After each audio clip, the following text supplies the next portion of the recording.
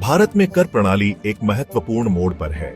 वित्त मंत्री निर्मला सीतारमण ने बजट 2025 में एक नए आयकर विधेयक की घोषणा की, जो 13 फरवरी को संसद में पेश किया जाना है। यह विधेयक करदाताओं के लिए अनुपालन को आसान बनाने और कर प्रणाली को आधुनिक बनाने का वादा करता है। इस विधेयक का एक महत्वपूर्ण पहलू मूल्यांकन वर्ष को कर वर्ष से बदलना है। इसके अलावा यह डिजिटल लेन देन और क्रिप्टो करेंसी के लिए नए नियम भी पेश करता है। करदाताओं के अधिकारों और सुरक्षा को मजबूत करने के लिए एक करदाता चार्टर भी प्रस्तावित है। सिंगानिया एंड कंपनी में भागीदार रितिका नायर के अनुसार यह नया विधेयक प्रणाली को सरल और आधुनिक बनाने पर केंद्रित है। कर वर्ष जैसे उपयोगकर्ता के अनुकूल शब्दों पर जोर और डिजिटल लेन देन तथा क्रिप्टो करेंसी नियमों को अपडेट करने से यह स्पष्ट होता है। यह विधेयक भारतीय कर प्रणाली के लिए एक नया युग लाने का वादा करता है, एक ऐसा युग जो करदाताओं के लिए सरल, पारदर्शी और अनुकूल हो। नए विधेयक का सबसे महत्वपूर्ण बदलाव मूल्यांकन वर्ष को कर वर्ष से बदलना है। यह परिवर्तन भ्रम को कम करने और कर अनुपालन को आसान बनाने के लिए डिजाइन किया गया है। वर्तमान प्रणाली में करदाताओं को पिछले वर्ष आय अर्जित करने का वर्ष और मूल्यांकन वर्ष आय का आकलन करने का वर्ष के बीच अंतर करना पड़ता है। नया विधेयक इस दो स्तरीय प्रणाली को समाप्त कर देता है और इसे एक कर वर्ष से बदल देता है।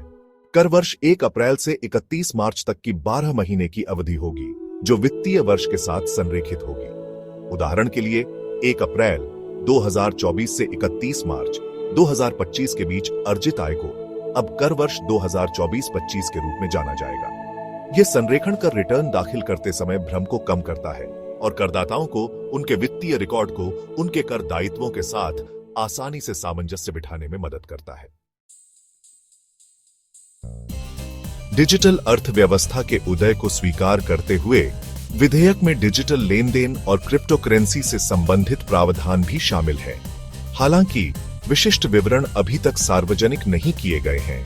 शुरुआती रिपोर्टों से पता चलता है कि विधेयक का उद्देश्य पारदर्शिता बढ़ाना और कर चोरी को रोकना है।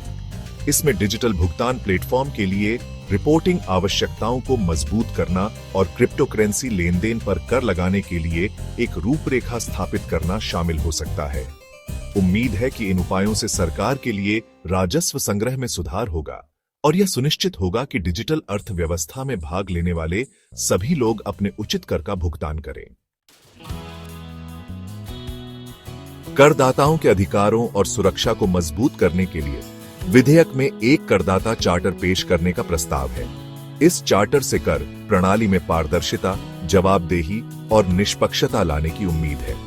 हालांकि करदाता चार्टर की सटीक विशेषताएं अभी भी विचाराधीन हैं, लेकिन इसमें करदाताओं के अधिकारों और जिम्मेदारियों, सेवा मानकों और शिकायत निवारण तंत्र से संबंधित प्रावधान शामिल होने की संभावना है।